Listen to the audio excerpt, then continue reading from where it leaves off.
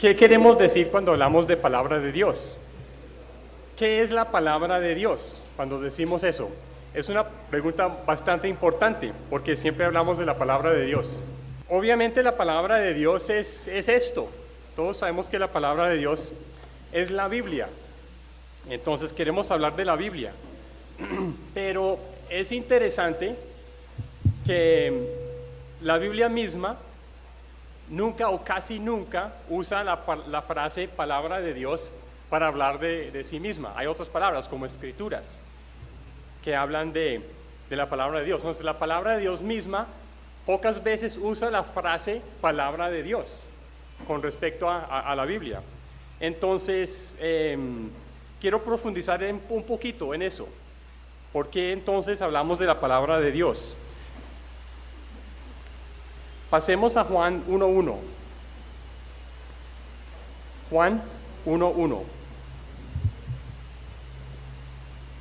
Juan 1.1. De pronto ya sabemos que la frase palabra de Dios tiene diferentes significados. Una es la Biblia, pero no es la única. Juan 1.1 dice, en el principio era el verbo, y el verbo era con Dios, y el verbo era Dios. Esta palabra verbo hoy en día significa acción, pero la palabra verbo aquí se usa en un sentido muy clásico, casi arcaico, donde verbo, la palabra realmente es palabra. Entonces realmente el versículo nos está diciendo, en el principio era la palabra, y la palabra era con Dios, y la palabra era Dios. En la Biblia, más comúnmente que todo, la frase palabra de Dios está hablando no de un texto, sino de una persona. Palabra de Dios es una persona. ¿Y cuál persona es ese? Es Cristo, es Dios, pero seamos más precisos, porque Dios es un Dios, Padre, Hijo, Espíritu Santo. La palabra de Dios es el Hijo. Entonces podríamos decir que Dios es el Padre y el Hijo de Dios, que también es Dios, es la palabra de Dios. Entonces aquí mismo Juan está aclarando algunas cosas. Nos dice que en el principio era la palabra de Dios, estaba en el principio, hablando de el Hijo de Dios. La palabra de Dios estaba en el principio y la palabra de Dios era con Dios, el Padre. Entonces la palabra de Dios estaba o existía junto con, eternamente, con su Padre, Dios Padre. Entonces tenemos el Hijo de Dios y el Padre, entonces el verbo o la palabra y Dios. Y el verbo, la palabra, era Dios. La palabra de Dios es Dios mismo, según el misterio de la Trinidad. Entonces Juan es uno de los libros que más nos enseña acerca de la Trinidad como tal. Pero vamos a enfocar hoy en la palabra de Dios como tal, es decir, el Hijo. Vamos a enfocarnos hoy hablando de Cristo en particular. Pero con respecto a esta frase, uno de los títulos importantes de Cristo, que es la palabra de Dios. En este contexto de Juan, el verbo, la palabra de Dios, primero hace una obra de creación, porque dice en el versículo 2, este era en el principio con Dios, versículo 3, todas las cosas por Él fueron hechas. Entonces, en primer lugar, Cristo, la palabra de Dios, siendo una persona, no un texto, es una persona, es el creador del universo, el creador nuestro. Pero como sabemos por cuestión del pecado, de una vez pasamos de hablar de creación para hablar de salvación. Entonces, la palabra de Dios, casi que tan pronto termina su obra de crear el mundo, empieza una labor de salvar al mundo, y eso es el evangelio de Cristo que predicamos, la salvación de todos los que creemos en la palabra de Dios, Cristo. Pasemos a Salmo 33:6 para ver que esto no es una novedad solo del Nuevo Testamento o algo que se le ocurrió a Juan, sino que aparece en todas partes de la Biblia. Salmo 33 y versículo 6. Así como Juan estaba hablando y empieza a hablar acerca de la palabra de Dios, Cristo, con respecto a la creación, y luego pasa a lo que es muy relevante para nosotros, que es la salvación. Lo mismo encontramos en el Salmo 33, versículo 6 dice: por la palabra de Jehová fueron hechos los cielos, y todo el ejército de ellos por el aliento de su boca. Entonces, usa la misma frase, la palabra de Jehová. ¿A qué se refiere? La palabra de Dios, aquí la palabra de Jehová otra vez se refiere a Cristo. Cristo es el agente por quien el Padre creó los cielos. El Padre decretó la creación y el Hijo, la palabra de Dios, la palabra del Padre, es el que entonces realizó la obra de la creación. Y dice también que todo ejército de ellos por el aliento de su boca. La palabra aliento es la palabra espíritu. Entonces, la creación es una obra donde el Hijo tiene su parte y el Espíritu Santo también tiene su parte. Todo esto refleja el primer versículo, los primeros versículos de la Biblia que conocemos muy bien, en Génesis 1, donde habla de cómo Dios creó el mundo y el Espíritu se movía sobre las aguas y todo eso. Ahí en la creación estaba el Hijo, la palabra de Dios, y estaba el aliento de Dios, que es el Espíritu de Dios.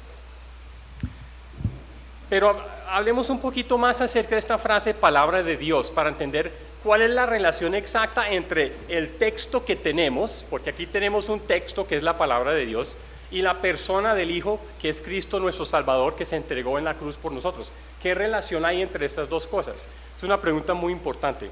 Y para tratar de aclararles un poquito, vayamos a un pasaje en Jueces. Si uno hace un estudio de la frase palabra de Dios, encuentra que casi nunca habla de la Biblia como tal, como texto. Casi siempre habla es de algo un poco diferente. Es un estudio bien interesante y aquí escojo una de esas frases donde dice la palabra de Dios. Jueces 3, versículo 20. Los jueces contienen muchas historias interesantes acerca de el pueblo de los israelitas metiéndose constantemente en problemas y Dios levantando jueces para salvarlos. Y aquí el juez es Ahod. Entonces, Jueces 3, a partir del versículo 20. Aquí habla de un rey que se llama Eglón, es el rey de los moabitas, y en este momento de la historia, los moabitas tienen conquistados, dominados, controlados bajo conquista a los israelitas. Entonces, Ahod es un juez levantado por Dios para rescatar a los israelitas. Entonces dice el versículo 20, y se le acercó a Ahod, estando él, el rey, sentado solo en su sala de verano. Y Ahod dijo: tengo palabra de Dios para ti. Interesante lo que dice Ahod. Se acerca al rey y le dice: tengo palabra de Dios para ti. ¿Cuál será esa palabra de Dios? Dice: él entonces se levantó de la silla, el rey. Entonces alargó Ahod su mano izquierda y tomó el puñal de su lado derecho y se lo metió por el vientre, de tal manera que la empuñadura entró también tras la hoja y la gordura cubrió la hoja, porque no sacó el puñal de su vientre y salió el estiércol. Esa es la palabra de Dios. Qué tan curioso. La Biblia tiene humor negro. Esto es humor negro. Por un lado, pues como hombre me da un poco de tristeza por este rey. Este rey Eglón dice que este rey era muy gordo, muy gordo. Tan gordo que el cuchillo pues se quedó totalmente enterrado ahí, en su gordura. Entonces, pues en sí es una escena muy fea, muy horrible, muy violenta, pero igual es un humor negro, porque vemos cómo, pues, lo que sucedió ahí. Lo que está pasando, y es interesante cómo todo esto es este acto de violencia, de asesinato, de regicidio, porque acaba de matar a un rey, se dice que es la palabra de Dios. A ver si podemos entender esto un poquito. ¿Cómo así? Que es la palabra de Dios. Lo que sucede es que con estos jueces, con el pueblo de los israelitas, hay cosas que están sucediendo, hay que entender realmente lo que está pasando. Lo que pasa es que la situación de los israelitas, donde constantemente se venían bajo el yugo de estos pueblos conquistadores, representa una guerra espiritual. Lo que sucede es que a partir de la caída, a partir de la creación que fue hecho por el Hijo de Dios, la palabra de Dios, como dijimos, desde ese momento, a partir de Adán y Eva, se presenta una guerra entre Satanás y Dios, entre los hijos de Dios, el pueblo de Dios, y el mundo, que pertenecen al enemigo, al diablo.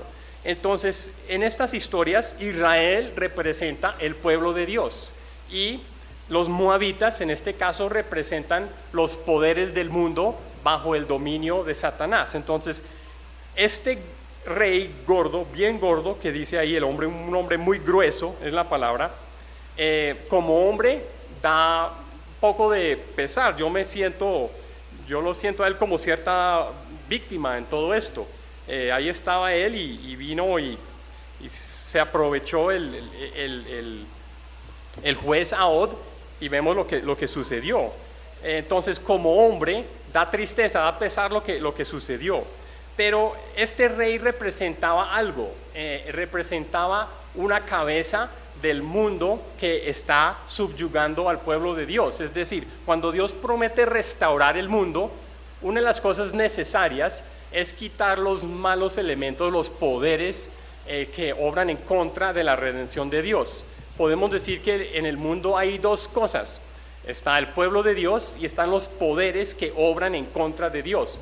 La obra de Dios es de restaurar su mundo, y esa restauración del mundo conlleva al pueblo de Dios. Dios está en la obra de restaurar el mundo para dárselo a sus hijos, a su pueblo, que somos todos nosotros que hemos creído en Cristo. Pero el mundo no quiere eso. Los poderes del mundo quieren autonomía, no quieren sujetarse a Dios, quieren otro propósito que no es el propósito redentor de Dios. Entonces, este rey moabita representa esos poderes. Podríamos citar en nuestro día otros poderes en el mundo que representan lo mismo, pero no lo voy a hacer. En este momento histórico es Eglón, el rey moabita, que representa esto.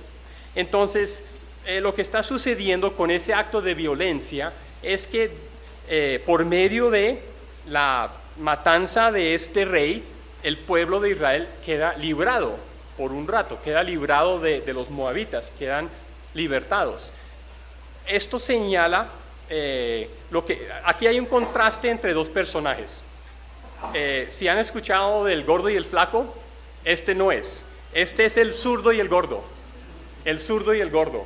Porque Ahod es el rey, Ahod es el juez zurdo, y Eglón es el rey gordo. Entonces esta es la historia del zurdo y el gordo. Entonces en este caso, la idea de ser zurdo se ve como una debilidad. Es simbólico, no está diciendo que realmente los zurdos no son tan fuertes como los diestros, pero como símbolo, Ahod es presentado por medios de su zurdez como teniendo cierta debilidad, como cierta... como los grandes guerreros deberían ser diestros, y solo los zurdos son como más débiles. Y con su gordura, el rey tan gordo representa los que se creen grandes en el mundo.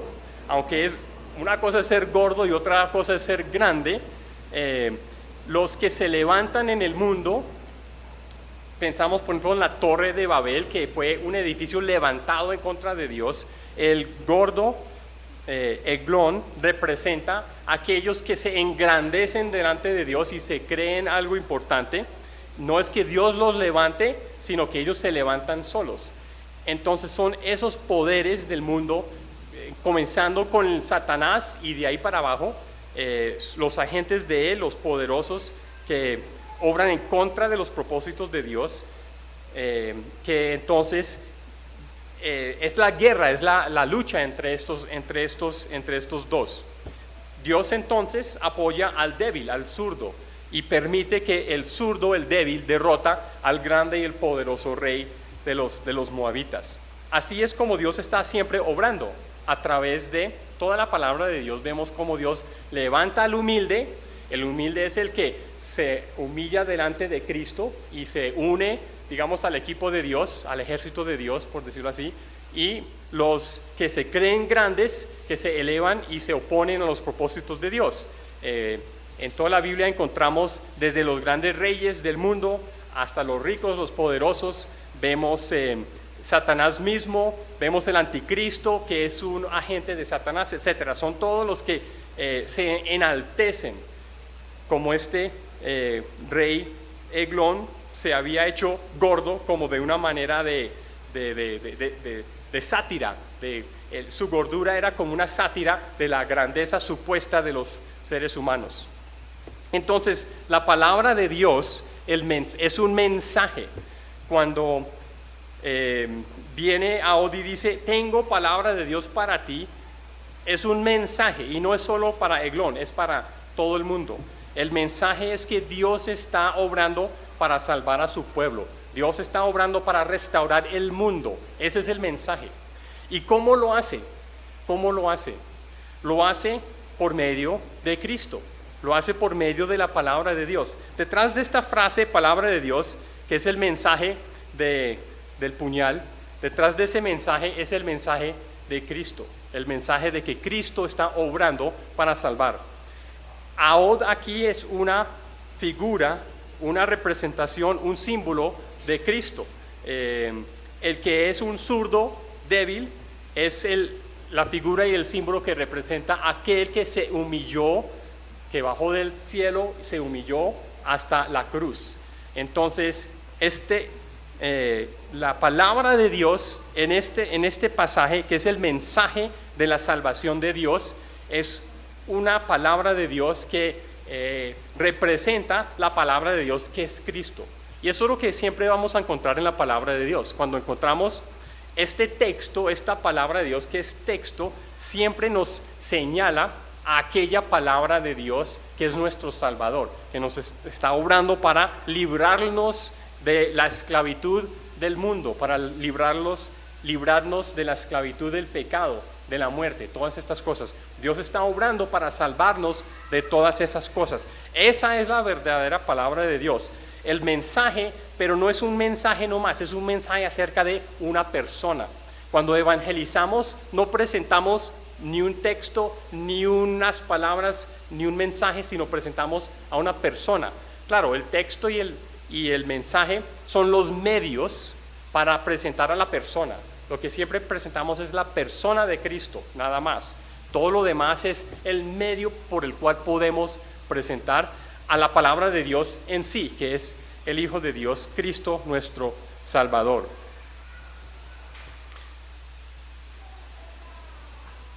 Pasemos a Juan 16, por favor.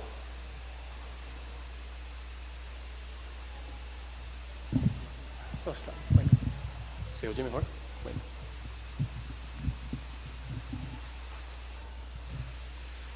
Y lo que pasa es que siempre cuando encontramos en la Biblia la frase palabra de Dios, encontramos algo lo mismo. La palabra de Dios es en sí un mensaje que habla del Salvador, un mensaje salvador. No es un texto como tal, aunque su forma es en forma de texto. Es un mensaje que transmite la verdad acerca de un Salvador, que es la palabra de Dios. La palabra de Dios es el mensaje acerca de la palabra de Dios. En otras palabras, el mensaje mismo es Cristo. A ver si podemos entender un poquito más cómo funciona esto. Cómo es que un mensaje, un texto, nos lleva a una persona. Eso lo encontramos en Juan 16 a partir del versículo 8, entre otros. Entonces, Juan 16, 8 dice, y esto está hablando entonces acerca del Espíritu Santo. Cuando Él venga, convencerá al mundo de pecado, de justicia y de juicio. De pecado por cuanto no creen en mí, de justicia por cuanto voy al Padre y no me veréis más, y de juicio por cuanto el príncipe de este mundo ha sido ya juzgado. Aún tengo muchas cosas que deciros, pero ahora no las podéis sobrellevar. Pero cuando venga el Espíritu de verdad, Él os guiará a toda la verdad, porque no hablará por su propia cuenta, sino que hablará todo lo que oyere y os hará saber las cosas que habrán de venir. Entonces aquí Jesús está a punto de irse, está a unas horitas de la cruz y está pasando unos últimos momentos con sus discípulos y les está diciendo: me voy, me toca irme ya, pero tranquilos porque voy a enviar a otro. Así como en el Salmo vimos que es la palabra de Dios y el aliento de Dios, el Hijo nunca está solo, porque Dios es uno. Entonces, donde está el Hijo, está también el Espíritu Santo, que es la tercera persona de la Trinidad. Entonces, aquí Jesús está diciendo: sí, yo me voy, pero voy a enviar a alguien que va a tomar mi lugar en ese sentido, porque Cristo, después de la cruz, iba a resucitar y después se iba otra vez al cielo, a la diestra de su Padre, pero desde el cielo enviaría al Espíritu Santo en su lugar. Es el otro consolador. Cristo es el consolador y el Espíritu Santo es el otro consolador. Y es por medio del Espíritu que ahora tenemos la presencia de Cristo con nosotros. Cuando aquí Jesús explica que el Espíritu Santo, en el versículo 8, convencerá al mundo de pecado, de justicia y de juicio, en pocas palabras, Jesús encierra unas verdades muy profundas. En primer lugar, dice que convence de pecado por cuanto no creen en mí. Lo que pasa es que ante el mensaje de la palabra, ante la presentación de Cristo mismo, hay dos reacciones. Los seres humanos o reciben a Cristo o lo rechazan. Entonces existen solo estas dos cosas: ante Cristo en persona, como en esta época, o en Cristo cuando es presentado por la palabra de Dios en la Biblia, o cuando nosotros mismos testificamos acerca de Cristo. Hay siempre esas dos respuestas del ser humano: o reciben a Cristo o lo rechazan. Entonces, en este caso, el Hijo se va, Jesús se va, pero el Espíritu Santo estará convenciendo de pecado, porque la esencia del pecado es el rechazo a Dios. El pecado conlleva hacer muchas cosas malas, pero las cosas malas en sí simplemente reflejan que el corazón del individuo está rechazando a Dios. Entonces, los que rechazan a Dios, el que rechaza al Hijo, está rechazando al Padre, porque son uno solo. Entonces, cuando Jesús dice aquí que en el versículo 9, de pecado por cuanto no creen en mí, cuando dice que no creen en mí, eso es la esencia del pecado, es el rechazo a Cristo, el rechazo a Dios. Las personas rechazan a Dios y hacen lo que quieren. El pecado es hacer lo que uno quiere en vez de recibir a Cristo, en vez de recibir a Dios. Entonces, la obra del Espíritu Santo es de convencer de pecado para que podamos entender que el pecado es rechazar a Cristo. La esencia del pecado es rechazar a Cristo. Todos los actos de pecado son motivados por el rechazo fundamental de Cristo o de Dios, que es lo mismo. Entonces, el Espíritu Santo convence de pecado. Cuando Jesús dice que el Espíritu Santo convence de pecado, está diciendo que el Espíritu Santo obra en nuestros corazones para despertar fe en Cristo y su cruz. La obra del Espíritu Santo es de trabajar en nuestro corazón para que cuando se escuche la predicación del Evangelio de Cristo, se despierta la fe. La fe es recibir a Cristo. Entonces hay rechazo a Dios o recibir a Cristo, que es la fe. Y con eso entonces, por la fe, se resuelve el tema del pecado. Entonces, digamos que el corazón de pecado rechaza a Dios, y el corazón que tiene, en vez del pecado, tiene el Espíritu Santo, recibe a Cristo y su cruz. Entonces, aquí la obra del Espíritu Santo es de convencernos acerca de Cristo y su cruz, usando la palabra pecado. Ya cuando dice en el versículo 10, de justicia, por cuanto voy al Padre y no me veréis más, la idea de justicia en la Biblia es un poquito diferente al concepto que tenemos de justicia. Cuando pensamos en justicia, pensamos en derecho, pensamos en esa figura de la mujer con los ojos blindados con una balanza en sus manos, que representa que todos somos iguales bajo la ley.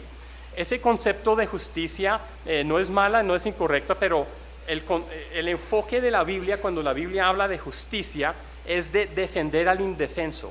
El juez justo es aquel que apoya la causa de la persona que necesita ayuda porque los poderosos y los fuertes los están explotando y menospreciando y trabajando contra ellos. La justicia de Dios es cuando Dios nos defiende. Nosotros somos los indefensos, somos ante el mundo, ante Satanás, ante la muerte, somos débiles, somos indefensos. Y la justicia de Dios es cuando Él nos salva de esas cosas. Dios está obrando para salvarnos.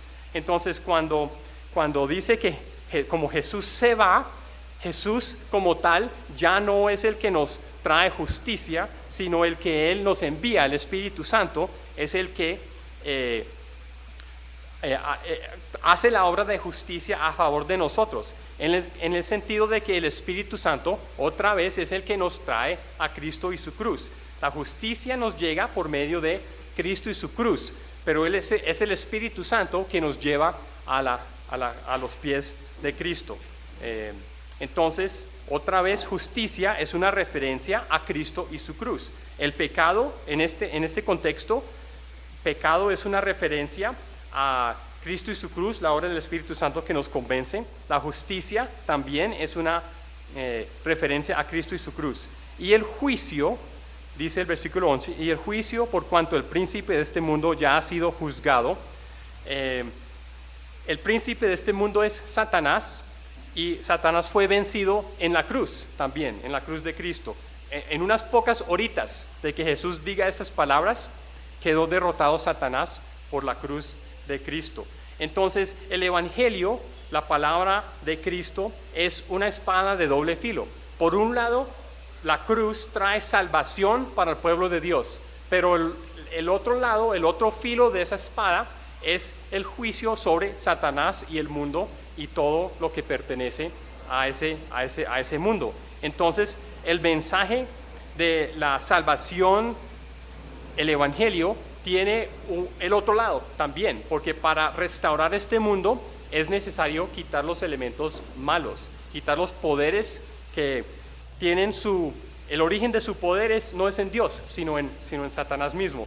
Aunque seguramente personas como ese rey Eglón ni tenía idea de que era un agente de Satanás, seguramente no lo sabía, pero así es el caso.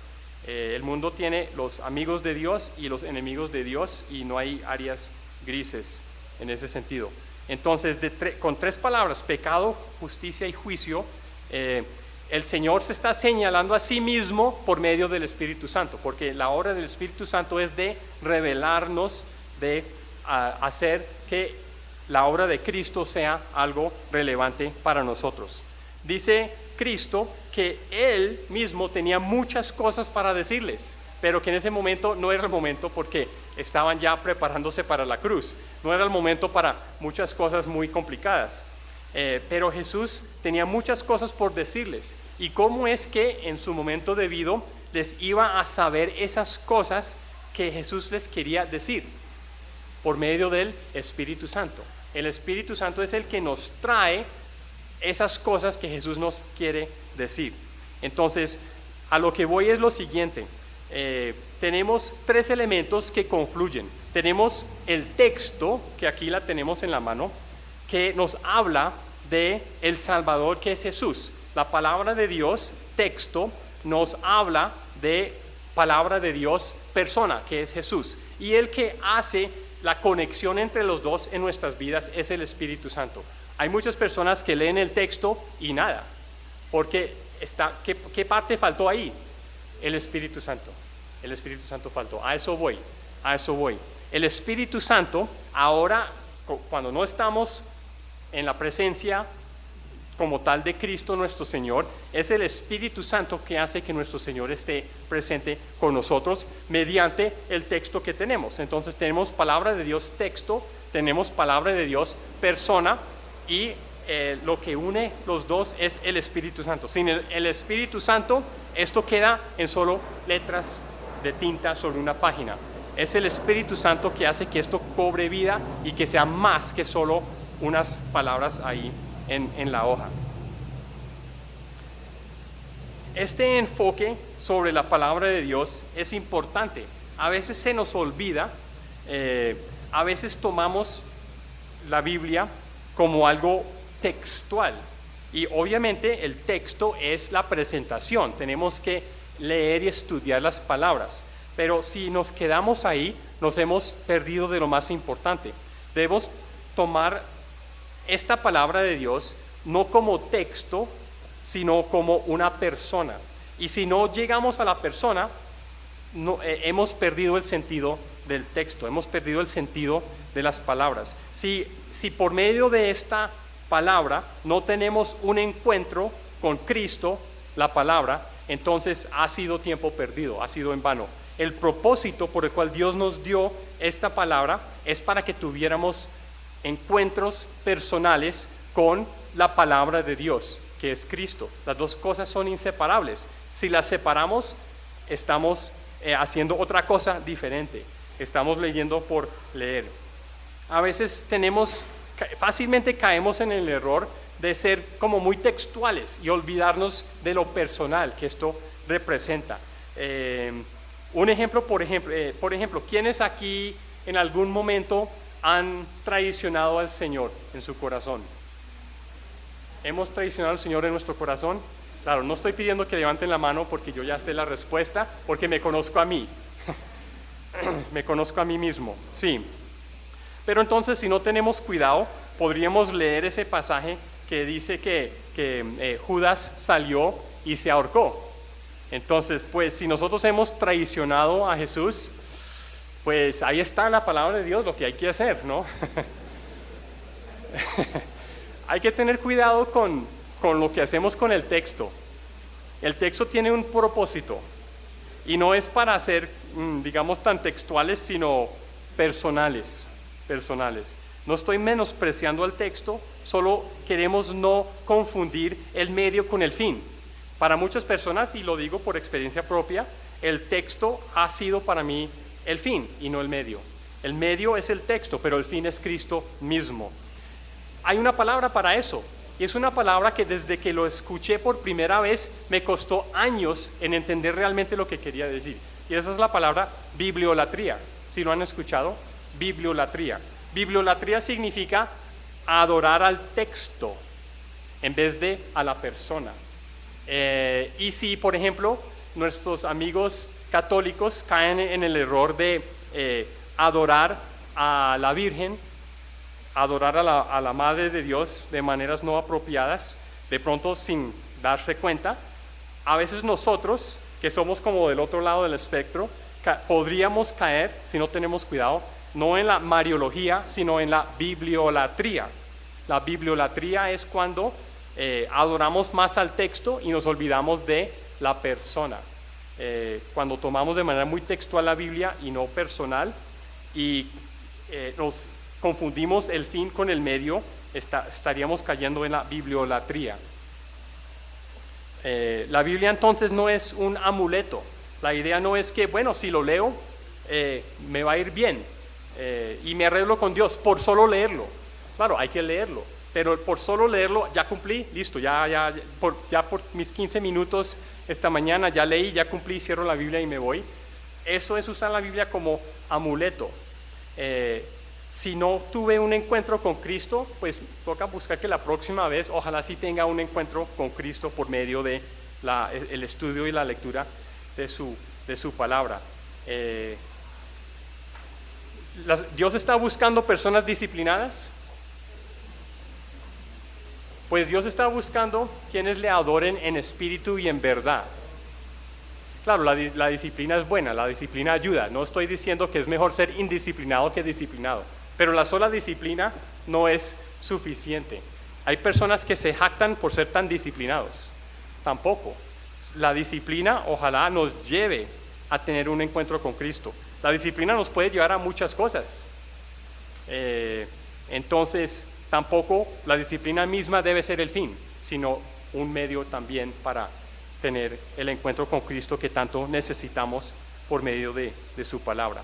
Qué bendecidos somos que todos los días tenemos una oportunidad de tener un encuentro personal con Cristo. Eso sí es una bendición que a veces no la aprovechamos como deberíamos aprovecharlo. Pasemos a Salmos 119. Si hay un pasaje que habla de la palabra de Dios, algunos saben que es el Salmo 119. Este capítulo tiene tan solo 176 versículos, como veo ahí. No vamos a leerlo entero.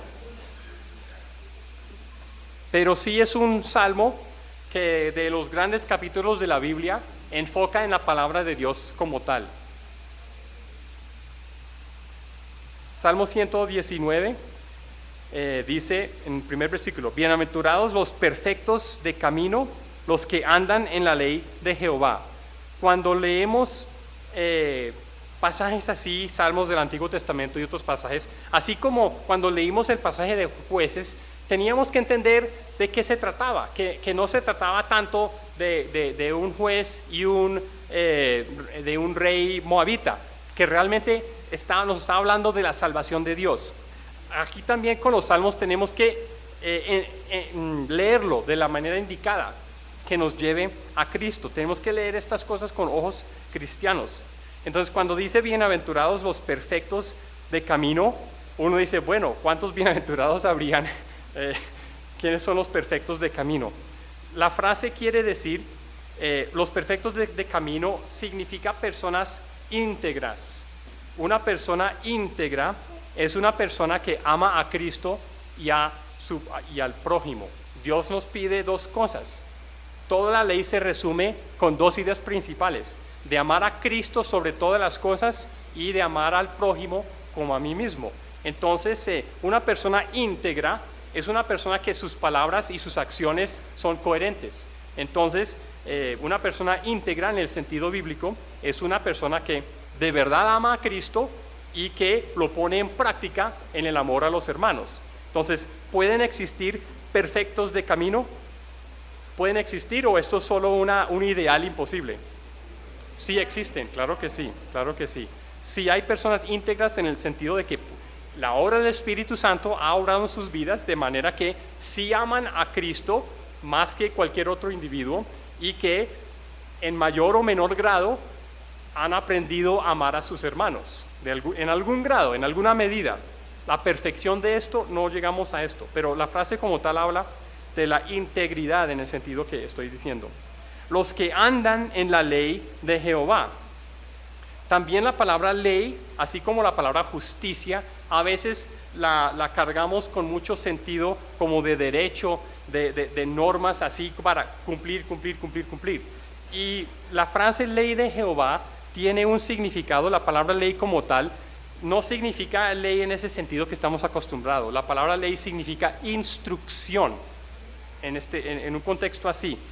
Los que andan en la instrucción de Dios, los que se dejan instruir de Dios. Muy diferente hablar de una lista para cumplir externamente, y otra cosa es dejar que Cristo me instruya en las cosas. Y ahí entonces van de la mano las dos cosas. El tema del amor, amar a Cristo sobre la instrucción fundamental de Cristo es que debemos amar a Él sobre todas las cosas y ponerlo en práctica amando a los hermanos. En un sentido, la voluntad de Dios es muy fácil, por lo menos es muy fácil de decir. Si hacemos esas dos cosas, amar a Dios y a los prójimos, ya, así de sencillo. Claro, si ya profundizamos un poquito, ya toca mirar, bueno, a mi esposa la tengo que amar según el hecho de que ella es mi esposa, y eso significa que la voy a tratar de cierta manera. A mi hijo, de una manera, el amor entre los esposos es un amor, el amor entre padre y hijos es otro amor. O sea, hay muchos amores diferentes según la situación, y digamos que las aplicaciones ya son casi que infinitas, pero el principio es muy sencillo: amar a Dios sobre todas las cosas y amar al prójimo. Con esa fórmula sencilla podremos solucionar cualquier problema en el mundo, es la verdad. Solo es cuestión de aplicarla correctamente. Por ejemplo, en el caso mío, debo amar a otras mujeres, pero no como amo a mi esposa. Entonces, hay que saber aplicar el tema del amor correctamente. Según cada caso hay que aplicarla. Entonces, el Espíritu Santo nos da discernimiento para saber cómo aplicar el principio del amor. Pero el principio en sí encierra toda la Biblia: amar a Dios y amar al prójimo. Solo es cuestión de aplicación, hermanos. Aplicarlo y ya estamos bien. No es difícil, no es complicado. Y tenemos el Espíritu para ayudarnos a eso. Y así sucesivamente. Cuando tengan más tiempo pueden leer así todo el Salmo 119, pero en el contexto que estoy diciendo, que la palabra de Dios es Cristo mismo, es el mensaje del Evangelio. Cuando hablamos de la ley de Jehová, no estamos hablando de la ley de Moisés. La ley de Moisés, según el número del conteo, he visto, algunos cuentan 365 mandamientos de Moisés, otros más de 600. La ley de Jehová no se trata de las leyes de Moisés, sino que detrás de esas leyes de Moisés encontramos los principios de Dios, los principios del amor. Entonces debemos no tener la idea de ley de Jehová como un código legal, sino como un principio de amor. La ley de Jehová es amar a Cristo y al prójimo. Debemos leer entonces salmos de esos con ese concepto, con el concepto de encontrar a Cristo y escuchar la voz de Cristo en estas cosas.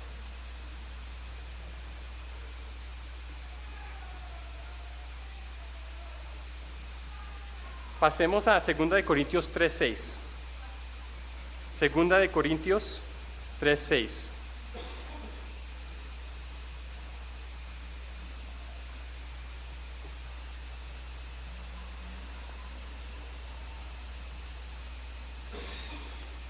Y esto resume bien a lo que estamos enfocando hoy. 2 Corintios 3:6 dice, hablando de Cristo, el cual mismo nos hizo ministros competentes de un nuevo pacto, no de la letra, sino del Espíritu, porque la letra mata, pero el Espíritu vivifica. Aquí Pablo está contrastando el antiguo pacto de Moisés con el nuevo pacto en la sangre de Cristo, es decir, el Evangelio. Podemos comparar la ley de Moisés, que era el código legal bajo el cual vivían los israelitas, y vemos el Evangelio, que es el principio bajo el cual vivimos nosotros hoy, bajo el nuevo pacto. El nuevo pacto es el pacto de la cruz de Cristo mediante el Espíritu Santo. La idea de nuevo pacto conlleva las dos cosas fundamentales: la cruz de Cristo y el Espíritu Santo, que nos lleva a la cruz, que hace que la cruz sea algo relevante para nosotros. Entonces, la cruz de Cristo es algo externo, pero lo que lo interioriza es el Espíritu Santo. Lo que hace que la cruz tenga efecto para nosotros es la obra del Espíritu Santo en nuestros corazones, porque el mensaje de Cristo es uno que comienza a partir de la transformación de nuestros corazones. Por eso entonces Pablo dice estas cosas aquí. No es un pacto según la letra, sino según el Espíritu, porque la letra mata, mas el Espíritu vivifica. La letra, es decir, la letra de la ley como tal, solo condena. Vemos los fracasados que somos. Cuando nos empezamos a comparar con todas las normas bíblicas, vemos lo fracasados que somos. Si nos quedamos ahí, la letra nos mata. Pero el Espíritu Santo vivifica.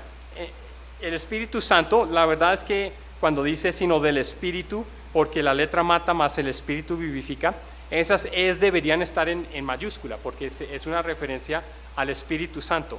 El Espíritu Santo es el que nos vivifica. y la manera en que nos vivifica es que nos lleva a la cruz de Cristo. El Espíritu Santo nos pone en la presencia de Jesús mediante el texto.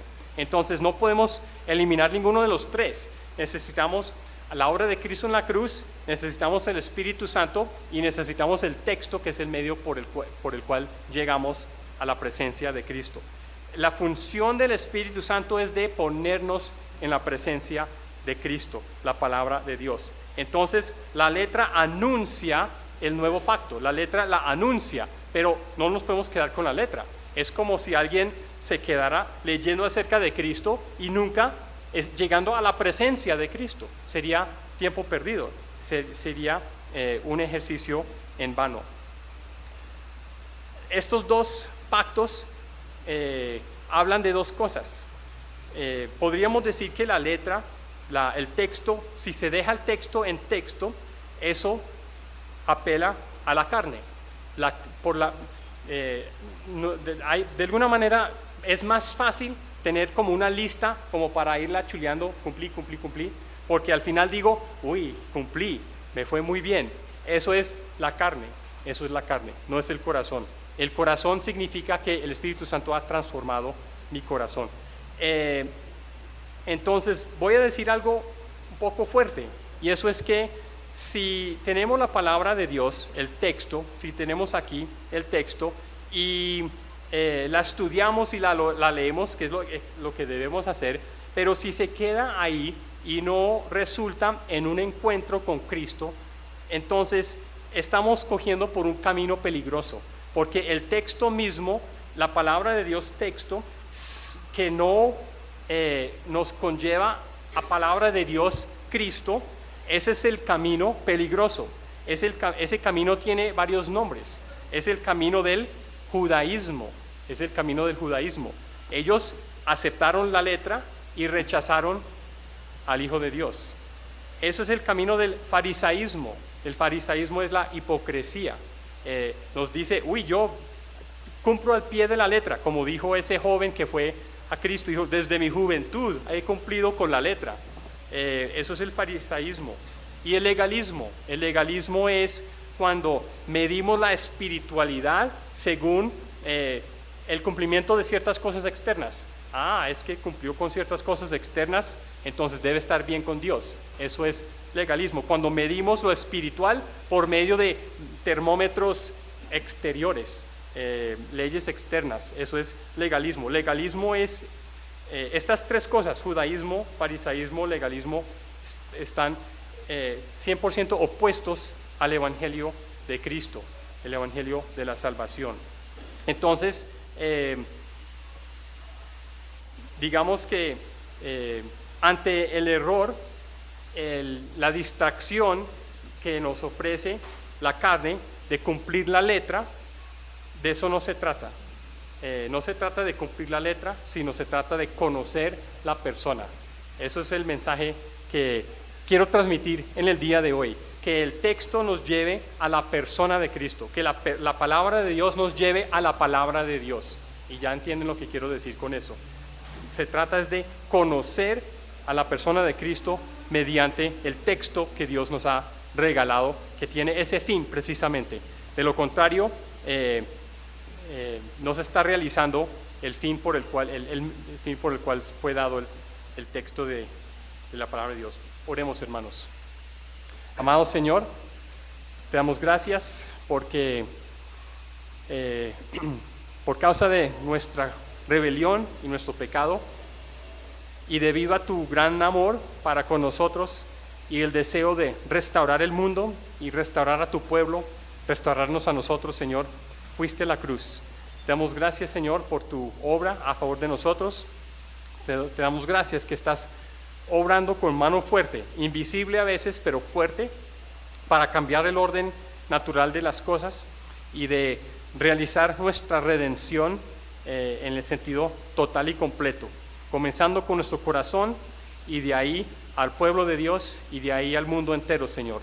Gracias, Señor, que tu poder es tal que nadie lo puede detener, que por medio de la humildad de la cruz estás levantando un pueblo renovado, Señor. Te damos gracias por tu Espíritu Santo que nos ilumina, que nos hace entrar en tu presencia, Señor, que por medio de tu Espíritu Santo podemos ver tu rostro espiritualmente, Señor. Podemos pasar un tiempo contigo, en lo íntimo, Señor, de nuestro tiempo a solas contigo. Te doy gracias también, Señor, por estas Biblias que tú nos has dado, que son el medio por el cual podemos acercarnos a ti, Señor. Te damos gracias por esto en tu santo nombre. Amén.